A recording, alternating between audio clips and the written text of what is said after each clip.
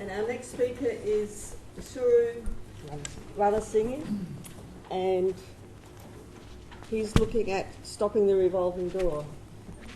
It's really interesting. So thank you. Okay, so thank you for the introduction. My name is Isuru Ranasinge. I'm a cardiologist and a health services researcher with University of Adelaide and Queen Elizabeth Hospital. And the title of my talk today is Stopping the Revolving Door. And I'm going to talk about something that's close to my heart, which is reducing unplanned readmissions and ED visits after hospital discharge. Now, if you work in the clinical setting, you would know the term revolving door pretty well. And what it is referring to is a phenomenon where we treat and discharge people from hospital. We think they're doing well and they should recover at home. But these patients, a large proportion, come back into hospital within a very short period of time. And so you've almost got this sensation that they're leaving hospital through one door and coming back in through the other one, or the revolving door. Now, for the rest of the talk, I'm going to use the term unplanned hospital visits to refer to readmissions and emergency department visits. And you can measure these unplanned hospital visits at any time point after discharge, but typically it's measured at 30 days. And why this is such a big problem is it's exceedingly common. Okay? If you're over the age of 18 and you're admitted as an inpatient, then 1 in 5 of those patients will bounce back into ED or as an inpatient within 30 days of discharge. Okay? 1 in 5. If you're over the age of 65, that number rises to 1 in 4, or 25%. If you have a chronic condition like chronic heart failure or chronic obstructive airway disease, that number approaches close to 30%. Okay? How many of you knew unplanned hospital visits were that common? Okay, a few hands going up. Now, I want you to pause and think about this. If you have a system where 20, 25, 30% of your patients are coming back in, what does it do to our health system? And I've got some pictures on the right-hand side showing, what we actually encounter in clinical practice. And this is a very real problem. On the top, what you see is ambulances lined up, waiting to unload patients. And the reason they're waiting to unload patients is because there's no beds in emergency. They have to wait. On the bottom, you see what happens in the emergency department. You've got patients lined up in corridors with barely room to move. And this creates an incredible problem of hospital overcrowding. And I think the previous speaker alluded to people being treated in ED for long periods of time. And if you're a doctor on the ward, it's not uncommon to get a page in the morning saying, please discharge patients. We don't have enough beds in the hospital. Okay? So if you look at this from a health service perspective, it's tremendously distressing to patients because they're expecting to recover and go home and recover. And it creates a lot of distress when they have to bounce into hospital. It exposes them to hospital-acquired infection and other adverse events. From a hospital point of view, you're diverting already stretched acute care services to treat unplanned hospital visits, and it creates bed block. And from a health service perspective, this is enormously expensive because these are largely avoidable readmissions. We don't have cost data from Australia, but if you look at the US data, it costs the US health system $17 billion a year just from direct costs associated with hospital readmissions. Okay? And the critical thing is the last line. Most or a large number of these visits are utterly, completely preventable. And if they result from either poor care in hospital or poor transitional care, either discharge, where you go from discharge to the community.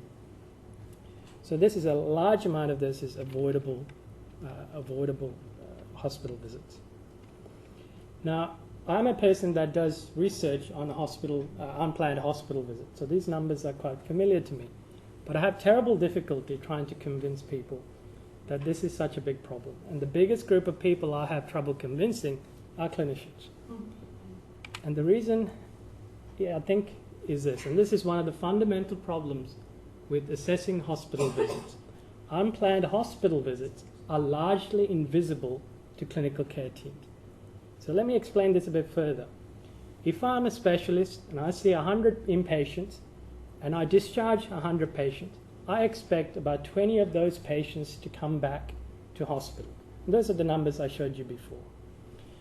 But what I see with my own eyes, in terms of patients coming back under my care, is probably only about 3 of those patients, or 3%.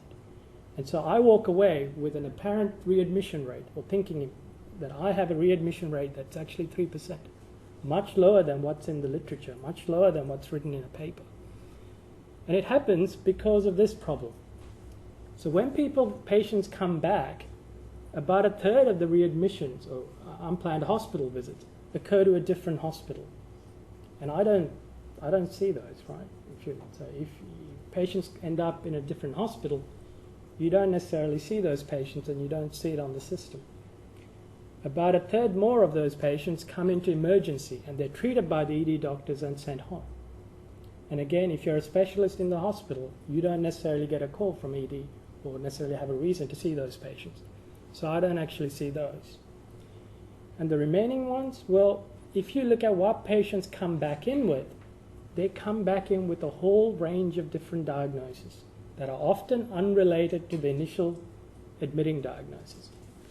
So if I see a patient who comes in with a heart attack and they go home, they may come back in with constipation and be admitted under a geriatric team. They no longer have a heart-related problem. I don't see them, and there's really no need for me to see them. So I walk away thinking my readmission rate is terrifically low, when in fact a large number of those readmissions or return visits are completely invisible. And just if you pause and think about what this does, it really, you effectively do not have a feedback loop. There's no way that I can see the consequences of my care, and particularly consequences of poor care or quality-related issues. It's also very difficult when trying to reduce these visits, because you keep telling clinicians or care teams that we have a readmission problem, but what they perceive with their own eyes and with their gut feeling and what's in front of them is much lower. So what we're proposing is to do 2 simple things to address this issue. And one is to make these unplanned visits visible to clinical care teams. And we propose to use the Local Health Network Analytic and Reporting System, called LARS. So for those of you who don't know what LARS is, it's a really wonderful piece of infrastructure that it's essentially a portal or a reporting platform that sits within SA Health. And what it does, it brings together the SA Health corporate data collections. So these are the administrative data and clinical data sets into one platform, allows the linking of those data sets and reporting of results through that platform. If you work in SA Health, you may already be using this platform for reporting of various indicators. So what we propose to do is use that platform to bring together SA Health corporate data or administrative data on hospital admissions and ED visits, and link those data sets together to identify hospital return visits to hospital. And do that for care teams. So what we want to report is the rate, how many patients actually come back, what they come back in with, and which site they represent to. So instead of seeing 3 patients, now I can see the full 20 patients that are coming back into hospital. And I must emphasize, this is using existing SA Health data and an existing reporting platform. The second thing we propose to do is actually predict and flag patients at high risk of unplanned hospital visits prior to discharge. So the thinking behind this is that, yes, we know 20% of patients come back, but 80% of patients don't. So it would make a lot more sense to target your intervention towards patients at the highest risk of representing. That's a very more efficient approach. So what we propose to do is predict these patients. We intend to use SA Health data from about 5 years, use big data analytic methods to develop a predictive algorithm to identify high-risk patients, and use LAST to notify clinicians, and in fact you could use any other sort of electronic platform or electronic health record to do this. For those of you unfamiliar with big data refers to sort of storage processes, data analytic processes and reporting processes dealing with large data set, and they're ideally suited for this sort of routinely collected large healthcare data sets. Now, this is my last slide, and I wanted to think about why we should do this and the potential impact on transforming health. Well, the reason why we should do this is because this is a low cost and readily, highly feasible solution. As I said before, we're using existing data, there's no new data collection. We're using an existing reporting platform, so there's no sophisticated infrastructure required. And so very much feasible. The second reason we should do this, it actually empowers clinicians by allowing them to see the consequences of their care. And to me, that's the biggest thing from a clinical perspective. If I knew what was leading to my readmissions among my patients, it allows me to take some active steps to reduce that. And at the moment, unfortunately, we have a false sense of security that our readmission rate is very low. From a health system perspective, what this allows, from an SA health perspective, is this allows a sizable reduction in preventable admissions and cost to the health system. Because readmissions are exceedingly, or unplanned hospital visits are exceedingly common, even a small 1 to 2% reduction in this rate actually saves quite a sizable amount of money to the health system. And ultimately, all of this has to be patient-centered. And we think this really propagates the ethos of transforming health, which is best care, first time, every time, without having to come back multiple times. Okay, I'll stop there. Okay, food for thought. And any questions? Yes, we have Oliver Frank.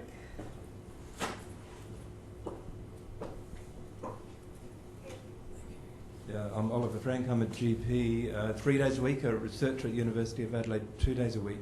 I thought this is a very interesting approach, but of course the question to me as a GP, and this touches a bit on John Carnan's work as well, is that John was talking about unobserved confounders, and one of the ones that I think may make a difference in all of this is the quality of care and general practice that the patients are getting, and the fact that it hasn't been mentioned at all could imply to some people that either there's so little variation in the quality of care between different GPs that it doesn't matter, or even worse, that whatever GPs do doesn't matter. So I'd be interested to know how you're going to account for that variation and the influence that good general practice care might have on the readmission rate.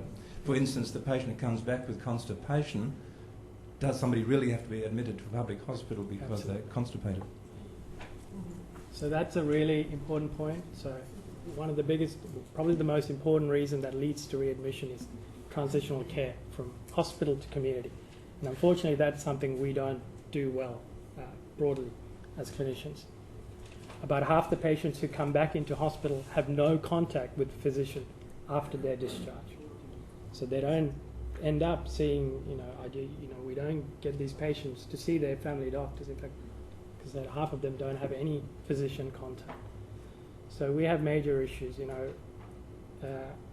if you look at transitional care, it's often regarded as transition from hospital to community, and that's true. But it's also the patient taking much greater responsibility for their own care. And we are so advanced now that we're doing sort of open heart surgery within a week and discharging patients, and those patients have to look after themselves at home. It's a big, if you think about it that way, it's a big transition for a patient. And we don't manage that well. About half the patients have some sort of error in their medications when they go home. But half the patients do not understand their discharge summary. A lot of patients walk out of hospital without an adequate action plan or care plan. What should I do if this XYZ happens? A lot of patients walk out of hospital without a follow-up appointment booked. And it's not always easy to go and see your GP the day after you go from hospital. So yes, I totally agree with you. I think this is this is step one to reducing readmission, making them visible. But there's far greater challenges, and involves that transition to the community. Thank you. I think there was a question you just said. I just wonder if the new PHNs are going to influence that much, given that they're more aligned with the boundaries of the LHNs. Thank you very much. It's Greg Crawford. I'm a palliative care physician and a former GP. I wonder in your research, it seems to me, and I wonder what your comments are, that many people with chronic comorbidities get one problem sorted out while they're under one team, and that the bounce back is because, you know, they've sorted out the COPD, but the heart failure becomes the problem next week. And have you got any ways of actually trying to help that problem we have of the specialist and the generalist view of what's going on?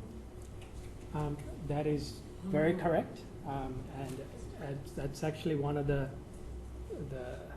conceptual reasons provided for why we have such a high readmission rate. We're so highly specialised, so that if somebody comes in with a heart attack, our focus is entirely on that organ, and we sort of forget the patient as a reason for coming back. So yes, you know, we're super specialised, and we see a fragment in time, essentially.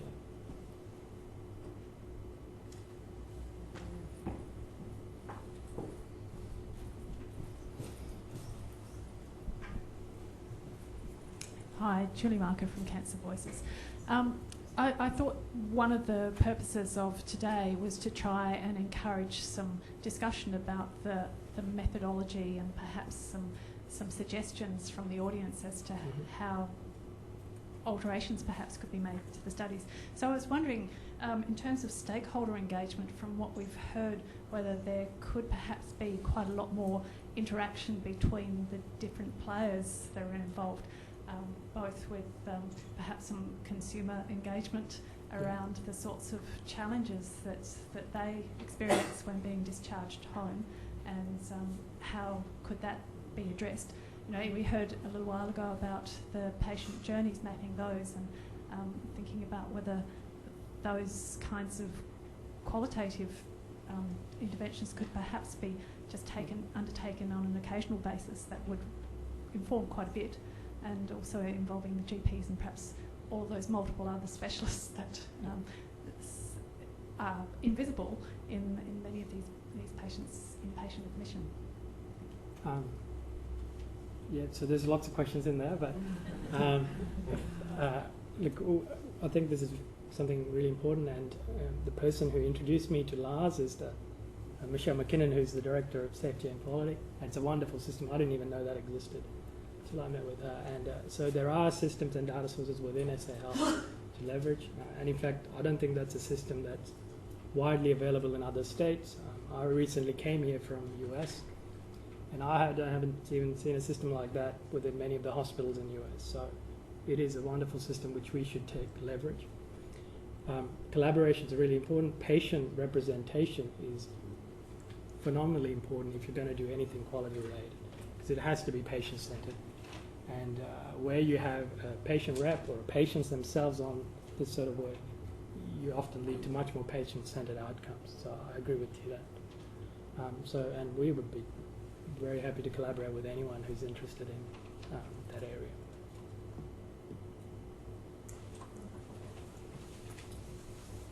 And I must say, so one of the recurring themes seems to be with many of these talks is this flow of patients and how you could, link these episodes of care, because one thing that's coming up is that our care is fragmented, and you need to see the whole journey from a patient perspective. Hi, I'm Stacey Masters. I'm from Flinders University. Thank you for an excellent presentation. I had a question. You talked about empowering care teams as being one of the most perhaps significant contributions that this work can make. I wonder how you actually get the information to the clinicians, because I think in some previous work that I've been doing, the difficulty is not necessarily in predicting who's at risk of readmission to hospital, but in actually getting that information to the clinicians who can make an impact on that process.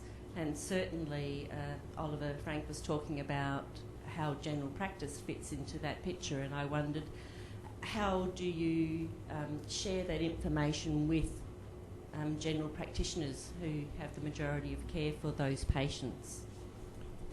So that's a really excellent question. So that leads to the issue of governance, or how do you deal with this data? Who should it go back to? Who should action this data? We know from existing data there's huge variation in this across hospitals. For example, New South Wales recently put out a report looking at readmission rates throughout New South Wales hospitals, and there's almost up to twofold variation between some hospitals. So how do you action on that? Who takes that action? So this is all going to and what to intervene with. So there's a whole discussion about the governance structures that needs to come into play. And that's not a simple discussion, I recognise that. Thank you. Any more questions or comments or suggestions? In that case, let's thank Isuru and we'll move on to the next.